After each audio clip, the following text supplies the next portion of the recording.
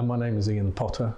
I've been a school leader in England for many decades now, and my job responsibility presently is as a head of a multi-academy trust on the south coast of England. The relationship between Morocco and England, I would say, or certainly the UK, is growing in considerable importance from my perspective. Obviously, since Brexit happened, and I'm not going to make any comment about that, but clearly bilateral agreements with places like Morocco, I think, are all the more important, especially with Morocco being, as I would see it, a gateway to the African continent. One of the things that I have really been impressed about with regard to my connections with Morocco so far, and particularly with the London Academy, both in Casablanca and Rabat, has been the forward thinking of what is obviously not a young nation, but one that I would think is at the moment has the mindset of a younger nation, that's understanding how the world is transforming itself. And I think in many ways I feel that I come across fresher thinking in this country, in Morocco, than I sometimes do back home. And I applaud the nation for doing that, because I see that they are seizing the day, if you like, carpe diem, and recognising the need for there to be leaders and thought leaders in the world.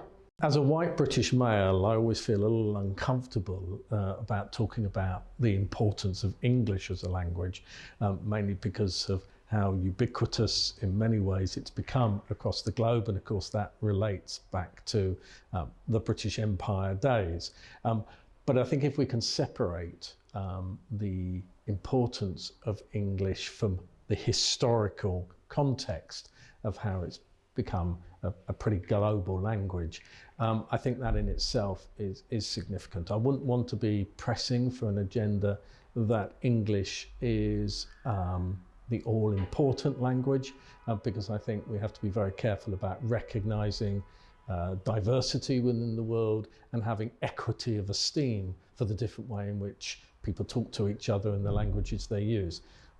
But one can't deny the economic benefits that come from anyone learning English and being able to and having English at their disposal. And clearly, in terms of the context that we're talking about, the relationship between Morocco and the UK, it will be strengthened if we can have that common language. But again, as a white British male, I'm lazy about my disposition to learn other languages. The only reason one would wish to have a negative view about technology is because one feels threatened by it. And it is a disruptive element within our world, as all revolutions have been. And in many ways, people saw that the steam engine was highly disruptive to their way of life. And so I think that disruption will bring about the change, and I would always encourage people to embrace it and have a positive disposition towards it in order to influence the disruption, that we can cope with it as we change. And I think one of the biggest challenges, and this is a threat, is that our way of being, our way of thinking, the way our brains have evolved, we don't understand whether they're going to catch up sufficiently with the way in which machines can think.